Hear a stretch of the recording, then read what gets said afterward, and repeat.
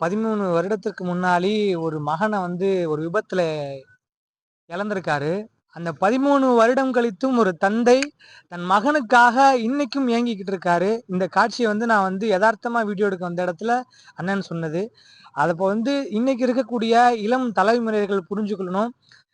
அதாவது பேரண்ட்ஸ் நம்ம சொல்லிட்டாங்கன்னா, உடனே கோவப்பட்டு அவங்கள எடுத்தெறிஞ்சு பேசுறோம், மரியாதைலாம் பேசுறோம். ஆனா, ஒரு மகனை இழந்ததற்கு பிறகு 13 வருடம் கழித்தும் அந்த மகனை நினைத்து இன்றைக்கு வாடிக்கொண்டிருக்கிற தந்தை சொல்வத நீங்க படிப்பினை பெற்றிருக்குங்க. அண்ணே, உங்க பேர் என்னண்ணே? என் பேர் சகாய ஞான பிரகாசம். நலத்திருமான குடும்பம், திண்டுக்கல் தான் சொந்த ஊர்.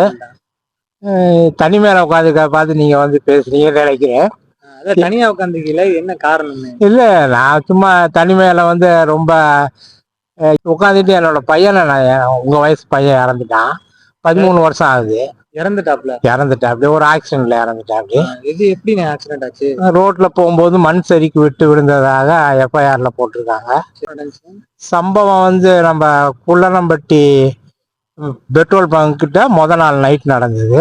அதுல 2 பசங்களை காப்பாத்தி கொண்டு போய் ஹாஸ்பிட்டல்ல சேர்த்து விட்டு அடுத்த நாள் காலையில அவன் வெள்ளன ஹாஸ்பிட்டலுக்கு போகணும் அப்படின்னு சொல்லிட்டு நைட் நடந்த ஆக்சிடென்ட் நடந்த இடத்த தாண்டி போயிருக்கான்.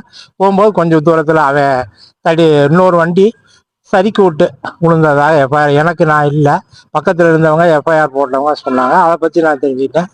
அதை சிந்தனையிலே 13 வருஷமா வாழ்ந்துகிட்டே இருக்கிறேன். இருந்தாலும் தனிமையா கிடைச்சுன்னா என் பையனை நினைச்சுக்கிட்டு உட்காந்து ஃபுட்பால் பிளேயர். அவன் நம்ம திண்டுக்கல் ஆர்சி சர்ச்சில் அவன் ஃபுட்பால் போட்ட கல்லையே திண்டுக்கல்ல இருக்கும். உலகத்துல எங்க இருக்குதோ இல்லையோ எனக்கு தெரியாது.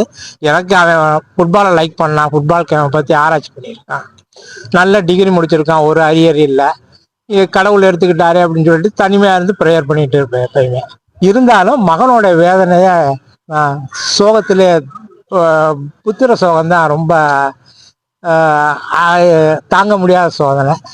எனக்கு மண்ணடி போடுறவனுக்கு நான் மண்ணடி போட்டு ஒவ்வொரு வருஷமும் கல்ற சுத்தம் பண்ணிட்டு இருக்கும்போது எனக்கு அது சொல்ல முடியாத ஒரு எடுக்க முடியாது.